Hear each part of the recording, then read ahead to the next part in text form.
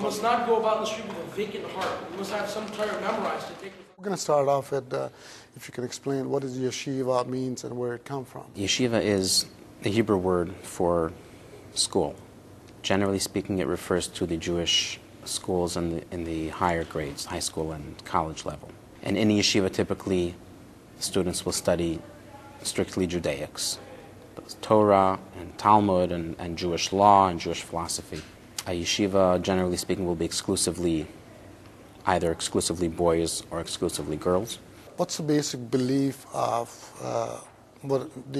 you have denomination? In Orthodox Judaism, there's also a part called Hasidic or Hasidic. Hasidic part, the Hasidic groups in Judaism have different garb. You see the hat and the jacket that we wear for prayer.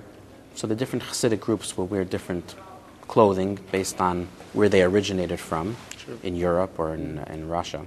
There's a bit of a difference in philosophy. So the laws are not different. The Torah, which is the 5 books of Moses, contains all the laws for Judaism. So all Jews follow those laws. There are variations: when, how, why, how long, who does, who doesn't. Those are the types of things that you'll find differences among the different Hasidic groups. The Hasidic group that we belong to is called Lubavitch, okay, and it's named after the city where it was started in Russia, a city called Lubavitch. Now, is there any language in there? I see that language was used as a different language than English. What Correct. is the language? The prayer is done mostly in Hebrew. So part of what the students are studying in the yeshiva, or even before yeshiva in elementary school, is the meaning of the words of the prayer, so that it's not just an empty, meaningless service because you're saying things that you don't understand. We want you to say it in Hebrew, but we want you to understand what you're saying. And beginners will pray in the language that they understand. What level students start here? Here we're 9 through 11. 9 through 11. Okay. And how many students we have here? We have 36 students. 36 students. Do they live here? They live here. The dormitory is here. Okay. We're a little bit crowded. We're looking to, as soon as we're blessed with the funds, we'll build a dormitory so that we can expand a little bit and have a little more breathing room. We're going to go back to the prayer. I see that there was a band on the arm and band on the head. Would you like to explain what's the significance of that? Sure.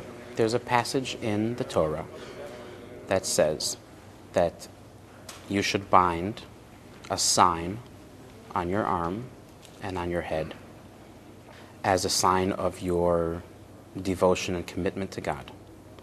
On your head next to your mind, on your arm across from your heart, signifying that we are mind and soul, mind and heart are devoted to a godly purpose. Inside the box that you saw, it contains portions of the Torah written on a parchment. They're the portions that contain the commandment to wear it's called tefillin, to wear the tefillin, and portions that contain instructions and our commitment to serving God with our mind and with our heart.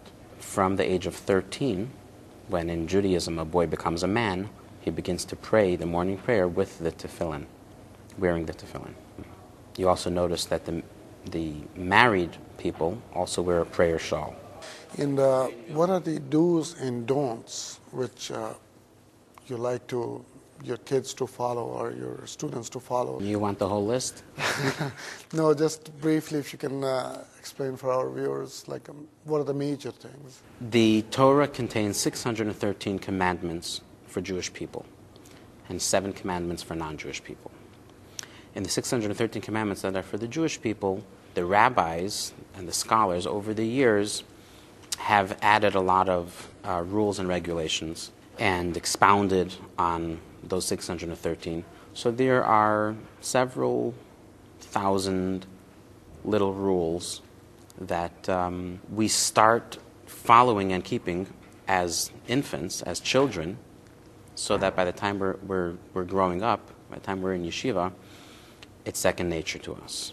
We wake up in the morning and we start immediately with a one-line prayer to God. Thank you for allowing me to wake up today. In Hasidic Judaism specifically, love for your fellow people is stressed. Unity. What are your beliefs about Christian prophets? What is Judaism belief about that?